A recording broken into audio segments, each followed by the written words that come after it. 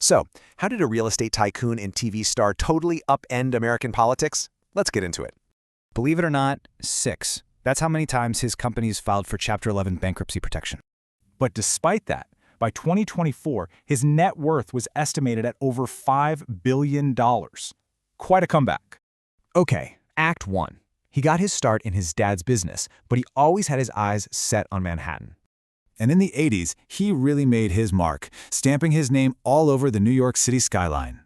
Then he rolled the dice on Atlantic City. It was ambitious for sure, but also super chaotic financially. And it wasn't just buildings. He was all about building the Trump brand. Books, pageants, you name it. Of course, who could forget The Apprentice? That show completely remade his image for millions of people. So that's the big question, right? How do you go from CEO to commander-in-chief? Well, for one thing, his political leanings were, flexible. He switched parties a bunch before 2015. Then came 2015. He jumped into politics, marketing himself as the total outsider who'd shake things up.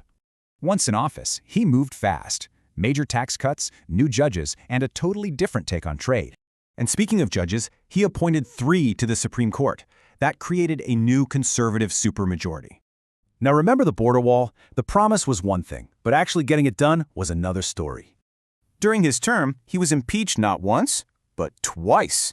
The Senate, however, acquitted him both times. His first term wrapped with an election loss, followed by some truly historic challenges to the results. And all of this led to what people call Trumpism, a movement that really changed the Republican Party. But the story doesn't end there. His time after the presidency has been just as unprecedented. In fact, a New York jury convicted him on 34 felony counts of falsifying business records.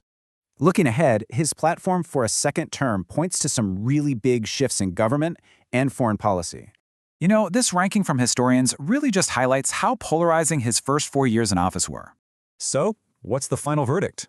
Tycoon? Celebrity? Politician? How will history ultimately remember him?